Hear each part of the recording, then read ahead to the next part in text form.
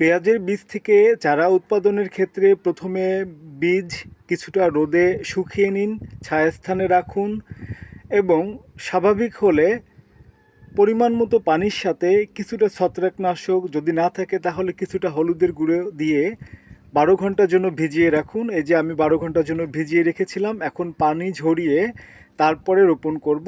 পেঁয়াজের বীজ রোপণের ক্ষেত্রে অবশ্যই মাটিটি ঝুরঝুরে হতে হবে। সেক্ষেত্রে আপনি প্রয়োজন মতো মাটি চাষ বা কুপিয়ে জৈব সার দিয়ে মাটিকে প্রথমে ঝুরঝুরে করুন, শুকিয়ে ফেলুন। এরপর আপনি পেঁয়াজের বীজ সুন্দরভাবে ছিটিয়ে দিন এবং এর উপরে অবশ্যই কিছুটা ঝুড়ো মাটি অথবা জৈব সার প্রয়োগ করে বীজগুলোকে মাটির নিচে ঢেকে দিন। তারপর হালকা বা পরিমাণ মতো পানি উপরে ভিজিয়ে দিন বা ছিটিয়ে দিন। তাহলে দেখবেন 5-7 দিনের মধ্যেই